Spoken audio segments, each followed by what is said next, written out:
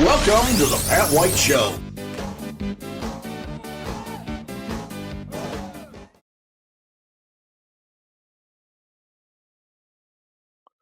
Well, the United States government remains shut down, and the fight seems to be over one thing: subsidizing Obamacare. Now, let's take you back, if you will, to the year 2013 when the Democrats, well, they controlled the Congress, they controlled the presidency, well, they controlled everything. They decided they wanted to put on the Affordable Health Care Act, better known as Obamacare. Now, remember, we didn't know what was in it. Nancy Pelosi stood in front of a national audience and said, well, we don't know what's in it until we pass it. And once it was passed, Americans were told, here's what you're going to have to do, whether you like it or not. You're going to have to declare on your income tax what your health care is, where you're getting it, who you're getting it from, that kind of stuff, because everybody was required to have health care. And you had to declare it or suffer a severe penalty. Well, the people without health care, they said you have to go on the exchanges that they had set up on the internet, and you would pick out the health care program that you wanted. And they said the cool thing about this new health care program is if you have pre-existing conditions, you would be covered. You couldn't be excluded by the companies. Like they used to do, you're included. And there wouldn't be a cap on this stuff. And there was a number of things that they took care of that was a problem for a lot of folks. And they said, okay, let's get this thing taken care of. And people would have to buy their health insurance. Well, a number of folks decided, okay, we'll go on to the health networks that were offered, and we will buy the insurance. Well, turns out they found out the insurance wasn't cheap. Insurance was going up. But here's the little thing I want you to take a look at, and it's on your screen. You can take a look at. These are the values of the health insurance company's stock, what you and I would pay for them if we wanted to get into some of their stock, the various companies, and the numbers show you what it was in 2010. I'm going back to 2010, and what they are in 2025 for the value of the same share of stock. Keep that in mind. So if you go to United Healthcare, back in 2010 was worth about $26 a share. Today, $328 a share. Yes, it went up 1,177%. Really. Cigna was $32. Now it's up to $295. It went up 822%. And then you have Anthem. That was a $61.90 back in the old days, and now $318. And of course, Humana was $47.46. Now it's up to $280 almost. One share of stock. And that means it's gone up, well, almost 500%. And then, well, you want to go into Molina, $15.38 in the old days, $146, $147 today. And Centennial was $580, $552, now $38. And finally, Aetna was at $30.50 and is now $212. Same share of stock. Back in 2010, 15 years later, 2025. Now, why has it gone up so much? Well, because the Congress realized that the cost of this insurance, it was going to cost some 25 million people who had to buy in to Obamacare on these on the health network. It's not all of America. It's roughly 25 million people had to buy into this. So they said, okay, we're going to come up with a subsidy and we're going to help pay for your insurance policy. Now, unfortunately, that money was authorized by Congress and they were paying in subsidies, but they were paying the money directly to the insurance companies. So the insurance companies were just getting a check from the government. And it was, millions upon hundreds of millions of dollars. And a lot of money. Well, then COVID hit back in 2020. And so many more people got on Obamacare. And what they did in the Congress was they extended out what you could get on the Obama healthcare program and how much your income was. Back when it first started, you had a total family income of around $150,000 to qualify to get on the Obamacare program. Well, now it's almost unlimited. Whatever your family income is, you got a family income of, say, $250,000 a year, you could be on Obamacare. You could get that, and the government is going to pay to subsidize your insurance. So, where's the stalemate now in Congress? Well, back when the government, back when Congress, back in 2020 during COVID, they put a 5-year window on subsidizing. They said the subsidizing would end in December of 2025. And isn't that amazing? That's coming up. So, in the Congress going on right now on the funding that the government has to approve, the Congress wanted to have a continuing resolutions, which means we keep things the same as it was in the past, and we just finance it for another 6, 7 weeks, 8 weeks, whatever it happens to be. Well, the Democrats said, no, we're not going to do that because there's something we want. Well, they had a whole list of things, and I mean a list of things. But the biggest on the list was they wanted to extend out the subsidies like permanently, like forever. And Republicans said, we can negotiate that when we come back, when the government opens back up again, we'll negotiate with you about these subsidies and what we should do with it. And the Democrats said, no, we're not coming back until you give us the subsidies, which is roughly $1.2 trillion. You heard me?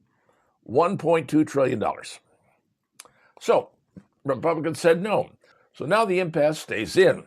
But here's something the president has just said to America. And pay attention, folks. He says, that money Congress is sending directly to the insurance companies?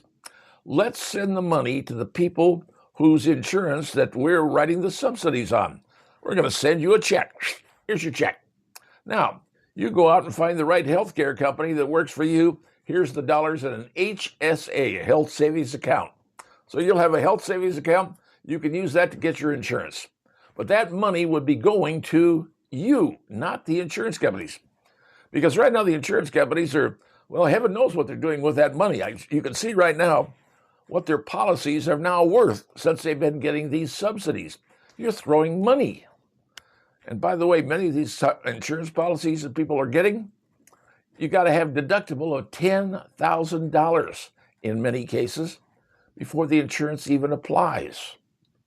$10,000 worth of expenses? Like a lot of people couldn't even afford that.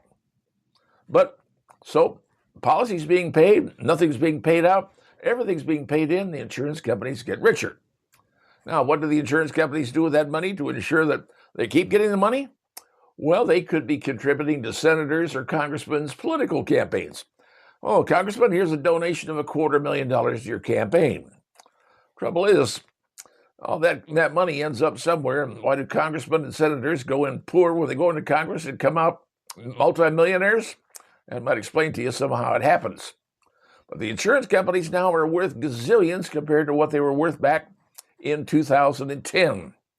And now the president says, instead of sending that money directly to those insurance companies, let's send it to the people and give it to the people who are getting the insurance and let them decide where they want to go and negotiate with each insurance company. Would that bring down insurance rates? Would that keep the subsidies going? I don't know. Frankly, I think the subsidies don't need to be there, and I think the Congress needs to get back there, knock Obamacare out, get rid of it totally, and start with something different that actually works. Because what the Democrats passed in 2013 doesn't work, and that's why they have the subsidies. They realize it doesn't work, and they want the American taxpayer, that's you and me, who may not be on Obamacare. We may have our own insurance policies, most of us do, but we're paying for somebody else. Your taxpayer is paying for roughly 25 million people that have Obamacare, and they couldn't afford it, so the government's helping to pay for it. So now you know what's going on in government. That's the problem. The government is paying for health insurance. They knew that wasn't a good plan. Hopefully this will all get itself worked out, and hopefully the Congress will come back. But right now, you understand what's going on and the money involved, and it's your money. Keep it in your pocket, or else keep Congressmen spending it. Either way, it can make America a lot better place than it is today. Well, America, one of the best things you could say right now is the 40 days and 40 nights of congressional lockout is over. People are supposed to go back to their jobs, getting their back pay, and, well, everything's supposed to be nice and dandy. because the Democrats won absolutely, well, nothing that they wanted from their big blackmail. And that blackmail was $1.2 trillion. They wanted a lot of things, but the biggest thing they said they wanted was the extension of the health care benefits, the subsidiaries of saying, well, we're going to subsidize people. Well, here's something to think about. Here in America, our population is around 330 million people, and the subsidies were going to roughly 25 million. Now, if you do the math, 25 million, 330, well, that's a pretty small number of people, but they were getting subsidized by the government. At least that was the original plan when Obamacare came around. And if you remember, in 2013, when Obamacare did in fact come around, everybody, and that means everybody, had to prove that they had health insurance. And if you didn't have it, you had to go out and buy it. Now, many people had their own health insurance. I'm sure that many of you did anyway in the beginning. Like my wife and I, we had ours. But we had to prove to the government, here's what we had. All right, fine. We proved it, but those people who are getting the subsidies to, well, make their insurance cheaper, they found out it didn't come as good as you thought it might be. Because when they signed up on the Obamacare website, they found out the deductibles were frankly pretty high. And ultimately, they went higher. So what happened? Well, and over that time period, the major healthcare companies, the people who do the health insurance, they have one goal. And that one goal is simple: not to pay for any health care. That's pretty much what simple is. United Healthcare from roughly 2010 to 2025, 15 years, the value of one share of stock, one share, went from $26 to $327. 15 years, it went up from $26 to $326. That's 1,177% increase in the value of that company. Now, why? Well, because the government, your government, my government, every year was sending these healthcare companies a check. And the check was for billions of dollars. Not millions, folks, billions of dollars to subsidize those 25 million people. Well, okay, then what's COVID do? Well, let me tell you what was going on before COVID. Originally, the subsidizing of people was for under a certain limit of their income. Like you say, well, $150,000 a year. And if you're below that, we'll subsidize your policy. But if you earn above that, no, you're wealthy and you don't get the subsidy. Well, when COVID hit, guess what the government did? They said to those people earning over $150,000, hey, you can be covered too. Get yourself an Obama plan and you'll be covered as well. We'll pay the subsidies even though you are rich. If you're earning $500,000 a year, get the Obama plan, we'll subsidize it. That's what happened during COVID. So everybody was getting their getting their insurance. Some said, well, I'm going to save a lot of money here. Well, here's what happened with that. During that time period, the health insurance company said, okay, we're getting too many people on this healthcare thing. Let's raise the deductibles. And every year they did. And now you're going to see deductibles as much as $10,000 a year. You heard me right, 10 grand a year before the health insurance even kicks in. Well, supposedly now the Congress is going to vote in December. The Senate, at least, is going to vote in December to whether or not to keep the appropriations, the subsidy that was supposed to end in December of 2025. Because if it does end, people are going to see their insurance rates go up even more. Those 25 million people, well, they're going to see it go up even more. So, how do we get our way around this? The Obamacare was unaffordable from the beginning. Why they called it the Affordable Care Act was to con you. It was never affordable. It took the government to subsidize it just to keep the votes. Because the Democrats realized they messed this up. You got 25 million people who are going to vote them out of office in a heartbeat. And they don't want that to happen. So, They're going to say, okay, fine, what do we do? President Trump says, here's what we're going to do. All that billions and billions of dollars we send to the insurance companies every year, let's give it to those people on Obamacare. Let's give them the money and let them say, okay, here's what insurance company I can work with. Because if the insurance companies no longer get money, they may, and I say may, start having competition. Because they don't need to have competition now. They're all making money. But if the persons who have the insurance policies get more money and say, I got to decide who I'm going to spend it with, there may be competition. Competition may lower the prices. All this is taking on a wing and a prayer, hoping that's how it'll work out. But really, they need to start over. Obamacare was an absolute, utter disaster. But the health companies, the insurance money, wanted it. Now, let me explain to you why that's such a big deal. You realize how much money the healthcare companies through the lobbyists pay congressmen and senators? Number one, Bernie Sanders. Okay, Bernie Sanders, socialist, communist, whatever. Bernie Sanders since 1990. All right, so you're figuring that's about 35 years. He's taken from the healthcare companies $23 million. $23 million. You don't think they own him? They do. Republican or Democrat rather, Raphael Warnock, Georgia, he's taken $14.7 million.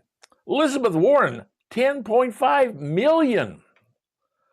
All of these congressmen and senators, sorry folks, on either side of the aisle, they've been bought. You have to understand something. These people in Congress, the people you voted into office, are being bought and told what to do, what to sign, and what to agree to, and what goes on. They don't vote themselves. They don't vote for you. They vote on who pays them.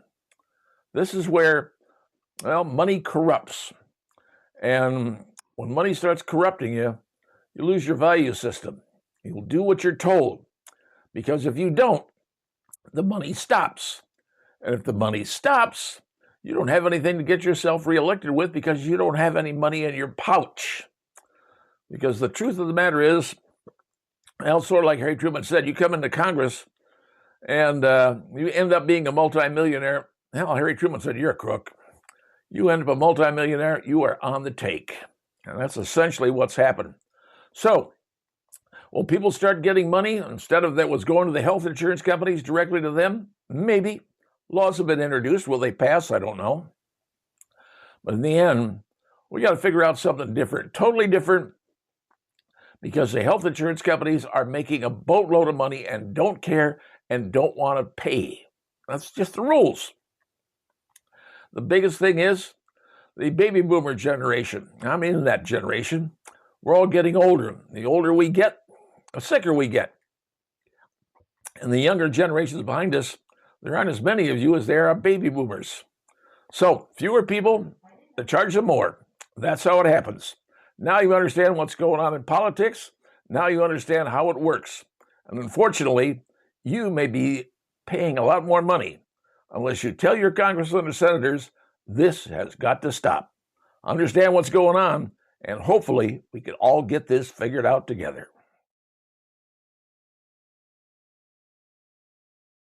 Today was Veterans Day, folks, and I had the chance to experience something that I have never in my life experienced, and it was something simple and, plain.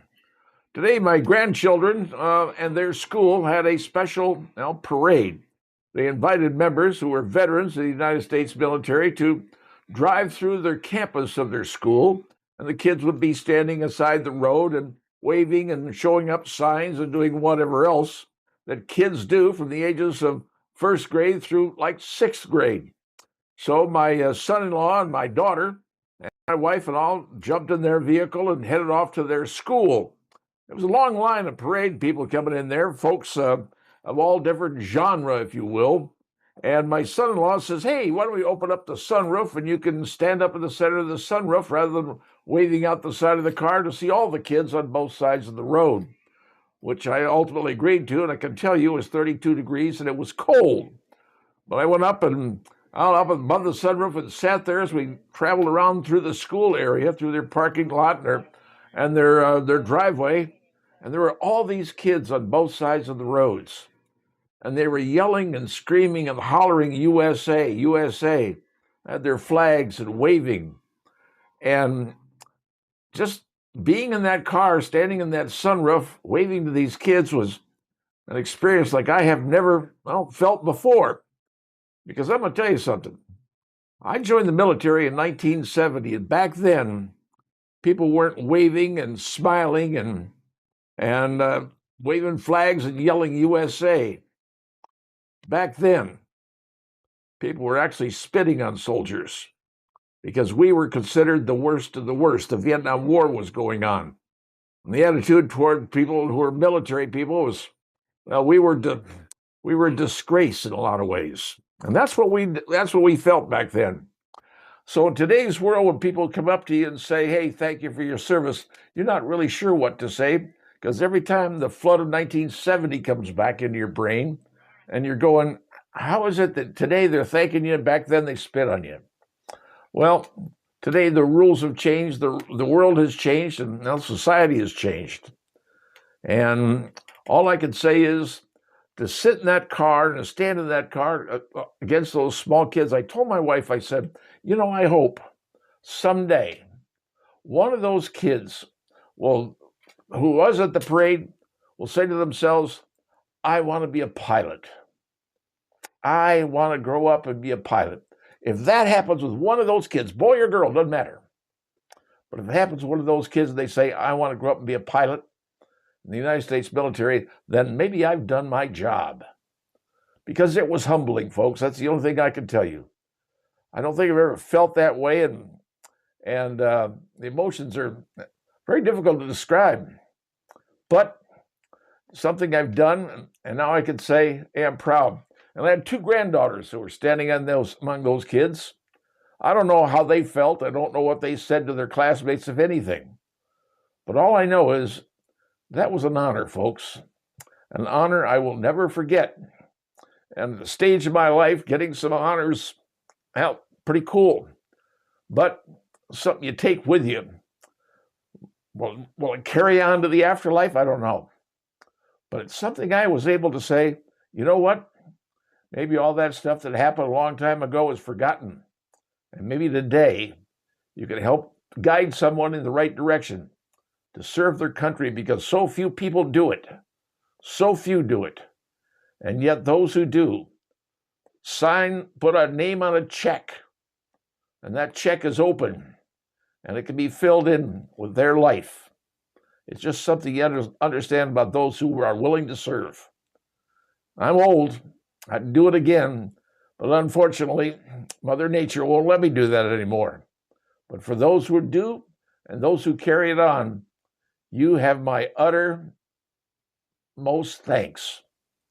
Because America depends upon those who serve it, protect it, and defend it. And I was able to celebrate that today with a bunch of kids who knew nothing more than to stand there and yell USA, wave their flags, and think, boy, I'm seeing somebody cool. But the truth is, I'm not. I'm just an average person who served.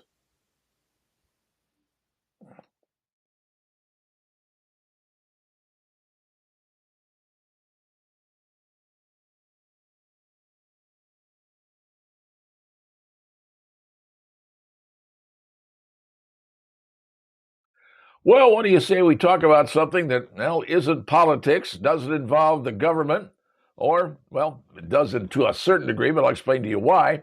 But it involves you, me, and what we're naming our children.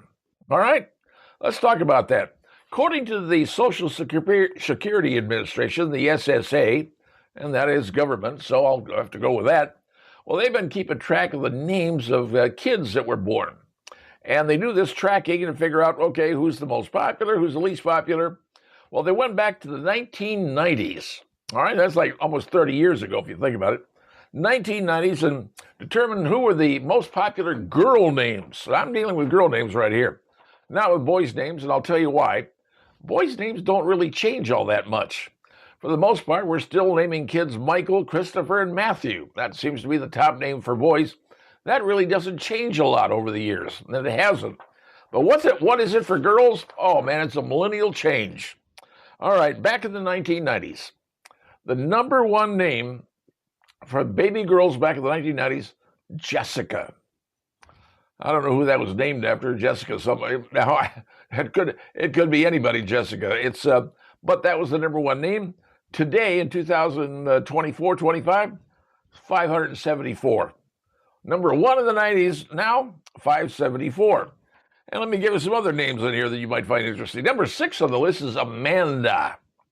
Well, back in, that was 1990. Amanda was number 6. Now it's dropped to 496. Brittany, probably after Britney Spears, who knows. Brittany was number 7 back then, number 791 now. It has fallen dramatically. Taylor, a lovely name. It was number 9 back in the 1990s, 353 now. And Megan. All right, Megan was number 10 back in those days. It has now dropped to 761. So, the names of Jessica, the Amandas, have dropped. And but here's the names that are now popular today. So if you're having a kid today, here's the chances your kid is going to, or your daughter is going to be named one of these. You ready? Now this name back in the 1990s was Emily, and Emily was number 3. Today is number 25. So it's gotten dropped down a little bit, but it has a little bit of staying power. Sarah was number 4 back in the 1990s, and today it dropped to 95. And Samantha was number 5, dropped to 127. Elizabeth, a classic name, frankly, was number 8 back then, but it is now dropped to number 17. So some of the names didn't change. The point being is, in today's society, we find a different name. And some of the names from the old days, if you remember the old Alice and Vivian and Judith, some of those names that go back in the 30s and 40s. You watch some of the old movies on TV, especially on Turner Classic Movies, see all the names of these people. And most of them weren't their real names, frankly. It was stage names.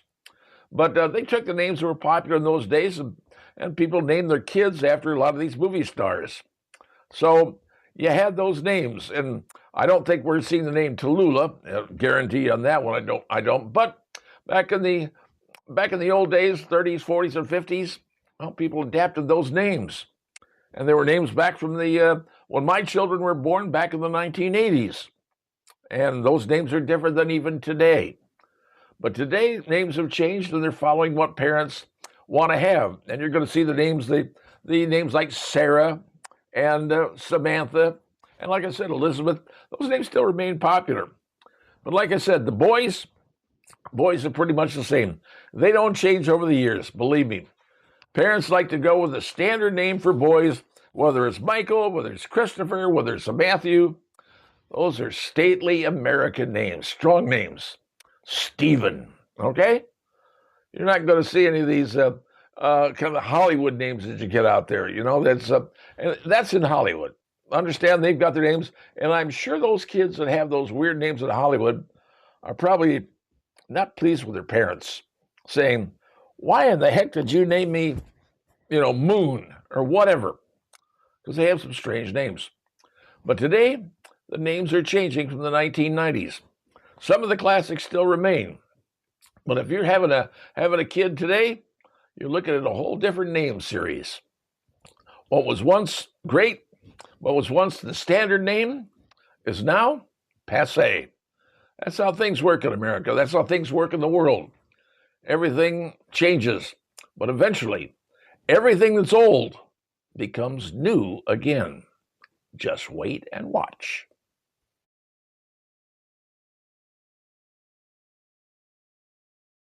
Well, I have an announcement to make, and frankly, it's a big announcement because something is coming to Indiana that, well, you may like, and you actually may go visit.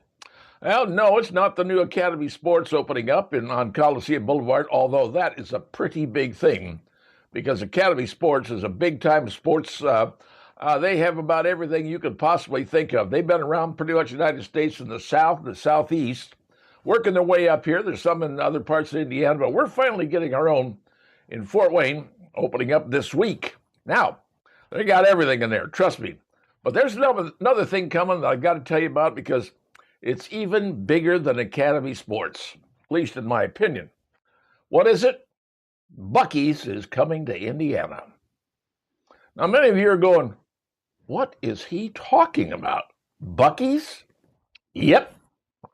Looks like we're going to get one and maybe two Buc-ee's in Indiana.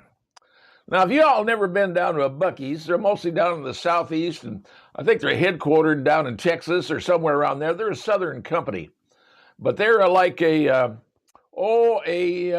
gas station, only a really big gas station. They have hundreds of pumps.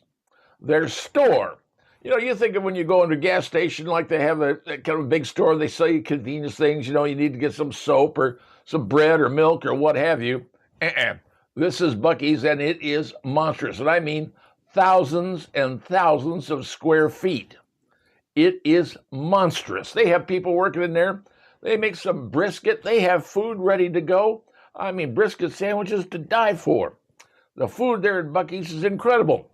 And then you go over to the jerky wall. They have every kind of jerky you can think of. Oh, and you want to get some Buc-ee nuts? They got every kind of Buc-ee nut you can think of. Now, here's something to let you know. You may go stop by a Buc-ee's because they've got hundreds of gas pumps. And you're going to say, people on the road, especially driving on the interstates, hate going to places because they hate the restrooms. They're not clean. They're not neat. Let's be honest. Buc-ee's, they have a gazillion restrooms, and they are all spotless. I mean, this is what they pride themselves on at Buc-ee's, is spotless restrooms, food for you to eat, extensive number of choices that you won't believe. Everything Buc-ee's you can buy. You can get Buc-ee's popcorn. You can get everything Buc-ee's. Buc-ee Beaver is a classic. And like I said, there are Buc-ee's all around the United States. Most of them are down south, but now they're eking their way up here. So where's the first one going to be in Indiana? Well, it's going to be on I-65 near Greenwood. So if you're one of those people that drives up I-65 or drives down I-65, whichever way you happen to go, you'll be able to stop into a Buc-ee's and stop by one of their hundreds of fuel pumps, stop into Buc-ee's, get some brisket sandwiches or whatever you happen to want to eat. And boy, they got a lot of stuff you can eat.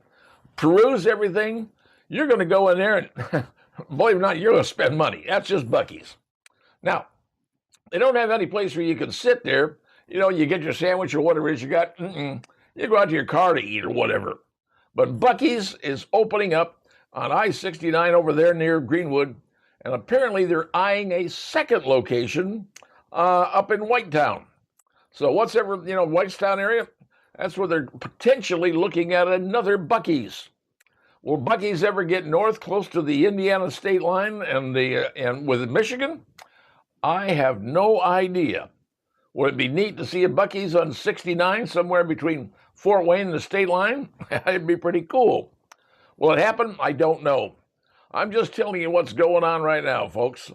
And if you're a fan of Buc-ee's or you've been to a Buc-ee's, you know what I'm talking about. If you've never been to a Buc-ee's, you got to go to a Buc-ee's. It's like nothing you've ever experienced in your life. And I know there are what they call truck stops or, car stops or whatever. This is beyond anything you could possibly comprehend. Don't believe me? Try it. You'll come back and say, yep, I went to Buc-ee's. And, by the way, if you're there, pick me up some jerky. I like the Buc-ee's jerky. Oh, and some Buc-ee nuts, too. I'd appreciate it. Aside from that, Buc-ee's is coming to Indiana, folks. And now, hey, we're going to be on the map.